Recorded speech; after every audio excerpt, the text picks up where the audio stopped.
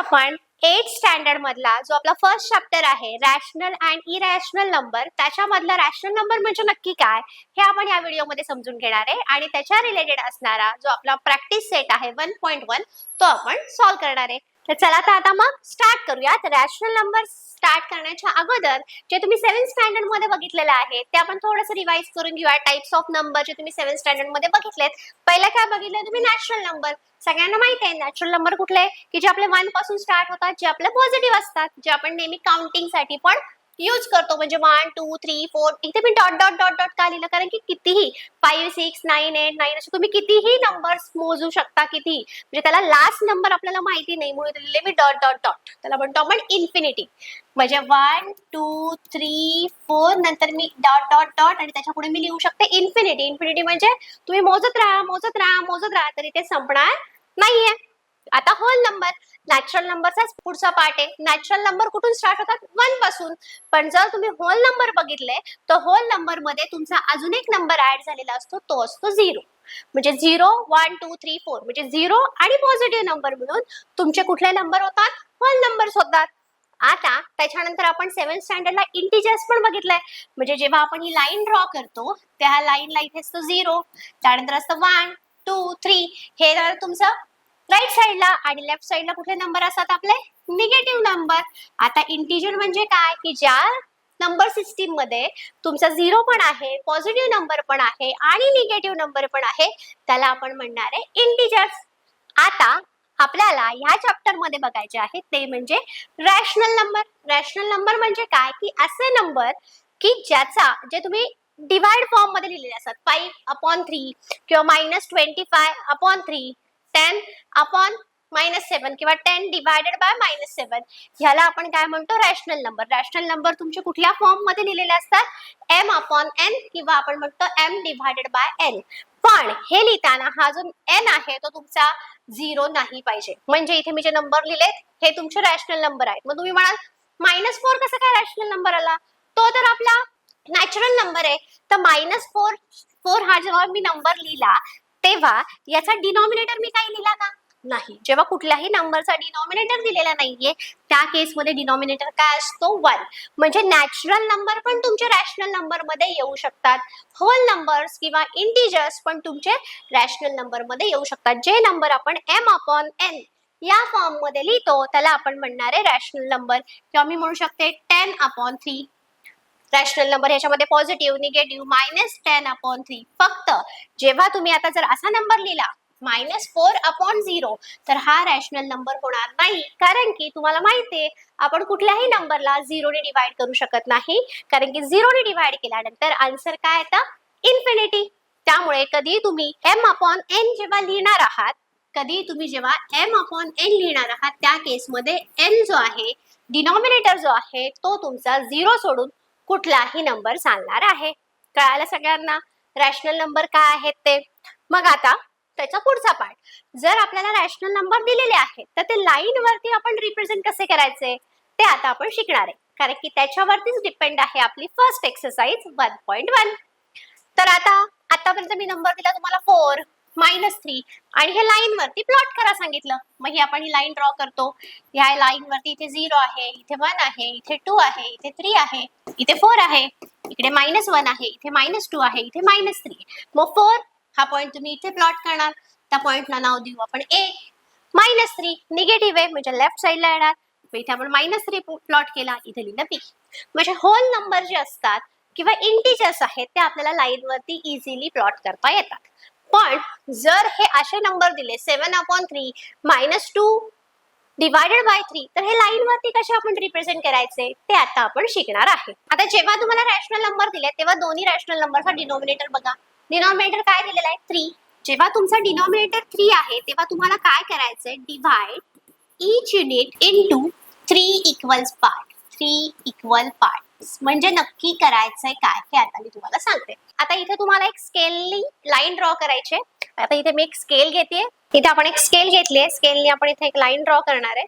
आता इथे आपण एक लाईन ड्रॉ केलेली आहे. लाईन ड्रॉ केल्यानंतर तुम्हाला काय करायचंय? इथे तुम्हाला पॉइंट प्लॉट करायचे आहेत. म्हणजे आता इथे मी एक 0, त्याच्यानंतर 1 सेंटीमीटर, इथे 2 सेंटीमीटर, इथे 3 सेंटीमीटर, इथे 4 सेंटीमीटर आणि तसेच सेम डिस्टन्स वरती इथे मी इथे 4 ठेवलाय, तसाच इथे -1 येईल, इथे -2 येईल, इथे -3. मग आता करायचंय काय की आता इथे मी काय केलंय, 1 centimetre is equal to 1 unit घेतलंय. तुम्ही 2 centimetre is equal to 1 unit घेऊ शकता. डिपेंड आहे की तुम्हाला किती इक्वल पार्ट्स इथे करायचे आहेत. इथे मला 3 इक्वल पार्ट करायचे आहेत. मग मी इथे काय केलंय की 1 centimetre is equal to 1 unit घेतलेलं आहे. तर मग 3 इक्वल पार्ट करायचे असतील तर कसं होणार, 1 सेंटीमीटर मध्ये तुमचे छोटे छोटे किती युनिट्स येतात मला सांगा बरं. छोटे छोटे आपले किती युनिट्स येतात, इथे 10 युनिट्स येतात बरोबर. 1 सेंटीमीटर इज इक्वल टू इथे छोटे छोटे तुमचे 10 युनिट्स येतात बरोबर आहे. मला आपल्याला 3 इक्वल पार्ट्स मध्ये डिवाइड करायचं, म्हणजे 10 डिवाइडेड बाय जेव्हा मी 3 करते तेव्हा मला 3 पॉईंट काहीतरी येईल.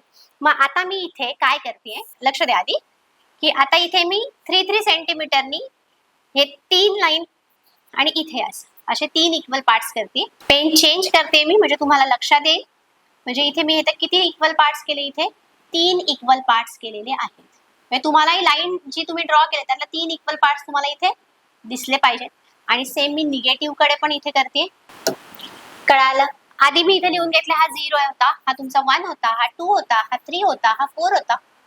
त्यानंतर हा -1 आहे, हा -2 आहे, हा -3. मग आता ह्या इथे हे जे 1 युनिट आलं, 0 to 1 पर्यंत जे 1 युनिट आलं, त्या प्रत्येक युनिटचे, हा जो प्रत्येक युनिट आहे या प्रत्येक युनिट मध्ये मी किती इक्वल पार्ट्स केले, 3. का, कारण की डिनॉमिनेटर आपला 3 आहे. जर डिनॉमिनेटर 2 असला असता तर मी किती पार्ट्स केले असते, 2 इक्वल पार्ट्स केले असते. तर मग 3 इक्वल पार्ट्स कसे झाले बघा, लक्ष द्या. हा एक इक्वल पार्ट आहे, हा दुसरा आहे आणि हा तिसरा आहे. परत हा पहिला आहे, हा दुसरा आहे, हा तिसरा आहे. जेव्हा तुम्हाला 3 इक्वल पार्ट्स करायचे तेव्हा लाईन तुम्हाला 2 पार्ट मध्ये डिवाइड करावी लागेल. मग आता आपल्याला कुठला नंबर घ्यायचा आहे बरं, आता मला घ्यायचा आहे 7/3. तर मग आता 7/3 रिप्रेझेंट कसा करायचा, 0 नंतर हा 1 काउंट केला, हा 1, हा 2, हा 3, हा 4, हा 5, हा 6 आणि इथे येणार आहे तुमचा जो नंबर येणार आहे, हा नंबर येणार आहे तुमचा इथे 7. म्हणजे ह्या पॉइंटला लिहिलं मी 7/3, ह्या पॉइंटला म्हटलं मी A. तुम्ही पॉइंटला काहीही नाव देऊ शकता. आता दुसरा नंबर काय, -2/3. -2/3 म्हणजे इकडे येणार आहे, इथे आला -2 म्हणजे हा पॉइंट काय झाला तुमचा, हा B पॉइंट झाला -2/3. कळालं की जेव्हा आपल्याला कुठलेही फ्रॅक्शनल नंबर दिलेले आहे ते आपण लाईन वरती कसे प्लॉट केलेले आहेत. अजून एक जर इथे माझ्याकडे नंबर असला असता 10/3 एक्झाम्पल गिव्हन, तर 10/3 कुठे आला असता, इथे 7 आहे, इथे 8, इथे 9 आणि इथे काय येणार आहे तुमचा, हा इथे येणार आहे तुमचा 10/3. सिंपल आहे, काहीच अवघड नाहीये. तुम्ही एक लाईन प्रॉपर ड्रॉ करायचंय आणि हे जे डिस्टन्स घेताय ते इक्वल 1 सेंटीमीटर किंवा 2 सेंटीमीटर वरती एक युनिट तुम्हाला इथे घ्यायचं आहे आणि लाईन त्या अकॉर्डिंगली तुम्हाला डिवाइड करायचे. आता आपण स्टार्ट करूयात प्रॅक्टिस सेट 1.1. प्रॅक्टिस सेट 1.1 मध्ये काय सांगितलंय की क्वेश्चन असा दिलेला आहे तुम्हाला, show the following numbers on line, draw the separate line for each example. म्हणजे ह्या एका क्वेश्चन मध्ये तुम्हाला सब क्वेश्चन दिलेले आहेत, एक 3-4 सब क्वेश्चन्स आहेत आणि प्रत्येक हा सब क्वेश्चन साठी तुम्हाला सेपरेट लाईन ड्रॉ करायला सांगितली आहे. मग हे जे रॅशनल नंबर आहेत ते आपल्याला लाईन वरती ड्रॉ करून दाखवायचे आहेत. तर इथे मी ऑलरेडी लाईन ड्रॉ करून घेतलेली आहे. तर आता इथे प्रत्येकाचा डिनॉमिनेटर काय आहे, डिनॉमिनेटर आहे इथे तुमचा 2 बरोबर. मग आता मी काय करणार, divide each unit into 2 equal part into 2 equal part. आता युनिट म्हणजे काय, हे जे डिस्टन्स आहे ह्याला मी 1 युनिट म्हणले, 0 to 1 मधला हे जे डिस्टन्स आहे त्याला मी 1 युनिट म्हणले, ह्याला 1 युनिट म्हणले आणि ह्याला 1 युनिट म्हणले. आता इथे आपल्याला किती पार्ट्स मध्ये लाईन, किती पार्ट्स मध्ये 1 युनिट डिवाइड करायचं, 2 पार्ट्स मध्ये. तर इथे हा 1 पार्ट, हा इथे दुसरा पार्ट, हा इथे इथं डिवाइड करतो. परत हा 2 इक्वल पार्ट मध्ये, म्हणजे बघा चालेल का 2 इक्वल पार्ट मध्ये, हा 1 इक्वल पार्ट, हा 1 इक्वल पार्ट, हा 1, हा 1. म्हणजे इथे माझा बरोबर 1 युनिट 2 इक्वल पार्ट मध्ये डिवाइड झालेला आहे. आता कुठला नंबर आहे, 3/2.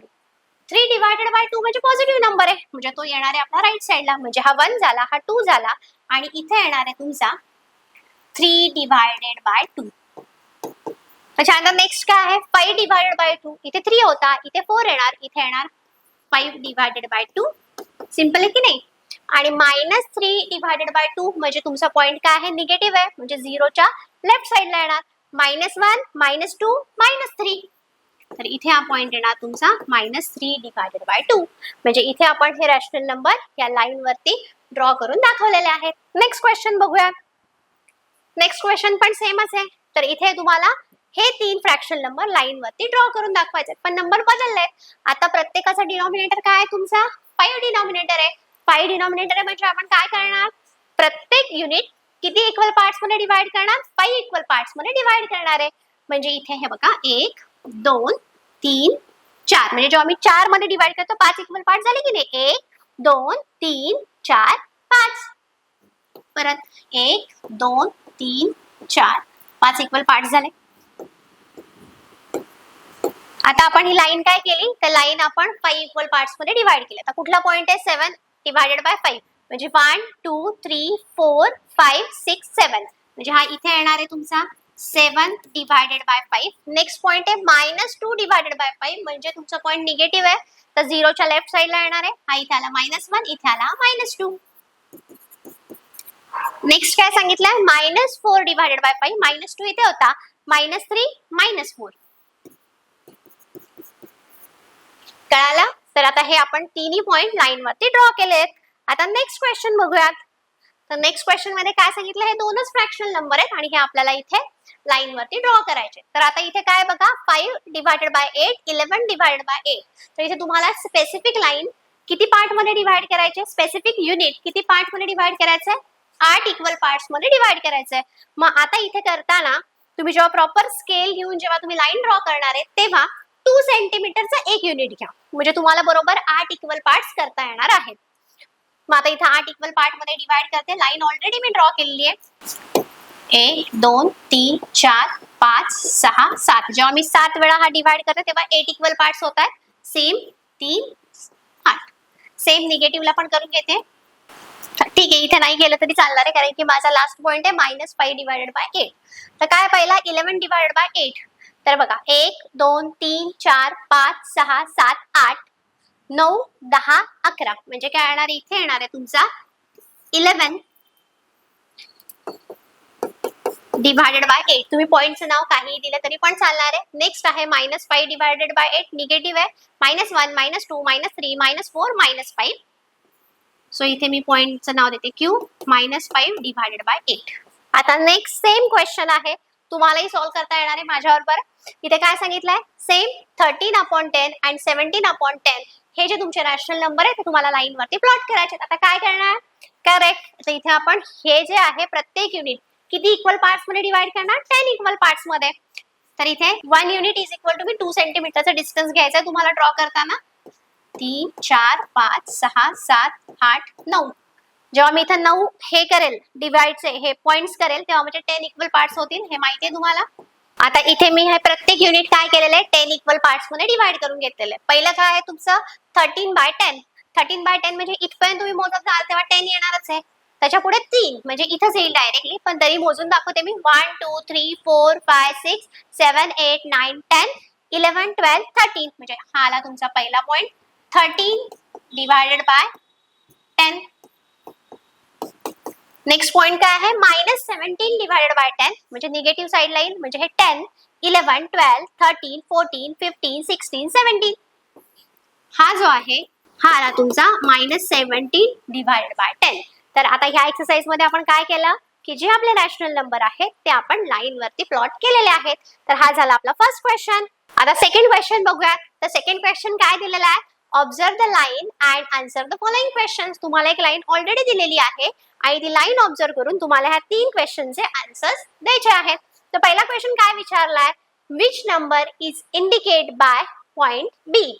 तर आता तुम्ही आधी नीट बघा, ही इथे 0 to 1 मध्ये किती, इथे मध्ये डॉट किती आहेत? हा 1, हा 2, हा 3, म्हणजे किती डॉट आहेत? 3. म्हणजे लाईन किती इक्वल पार्ट्स मध्ये डिवाइड झाली आहे बरं?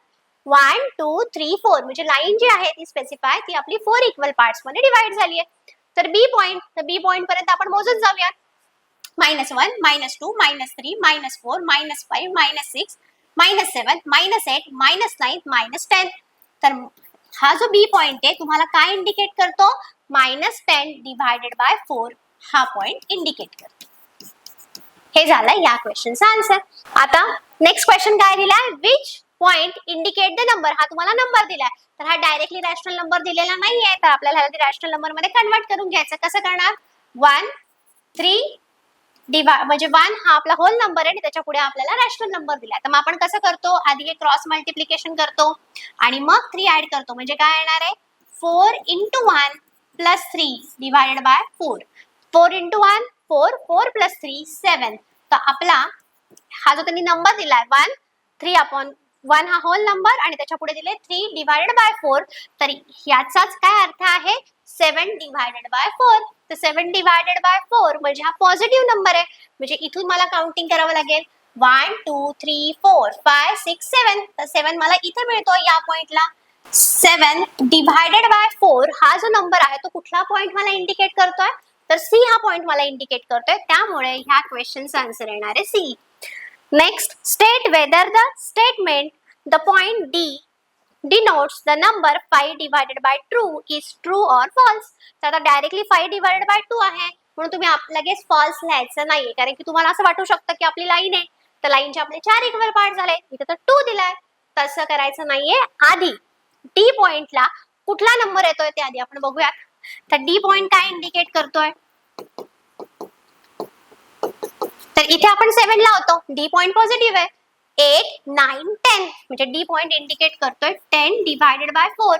तर 10 डिवायडेड बाय 4 हा नंबर आपला अजून रिड्यूस होऊ शकतो, कारण की 10 आणि 4 हे दोन्ही पण 2 च्या टेबल मध्ये आहेत. म्हणजे ह्याला आपण लिहू शकतो 5 डिवायडेड बाय 2. कसं काय, कारण की 2 5 are 10, 2 2s are 4. म्हणजे हा नंबर 5/2. मग डी नी 5/2 बरोबर आहे का, डी काय इंडिकेट करतोय 5/2. करेक्ट आहे का, येस करेक्ट आहे. त्यामुळे हे दिलेलं स्टेटमेंट जे आहे हे तुमचं इथे ट्रू स्टेटमेंट आहे. तर हा आपण बघितला प्रॅक्टिस सेट 1.1 8th स्टँडर्ड मधला. तर आता आपण नेक्स्ट सेशन मध्ये प्रॅक्टिस सेट 1.2 बघणार आहे, ज्याच्यामध्ये आपण कंपॅरिझन, दोन रॅशनल नंबरचं कंपॅरिझन कसं करायचं ते आपण शिकणार आहे. तर भेटूया नेक्स्ट सेशन मध्ये.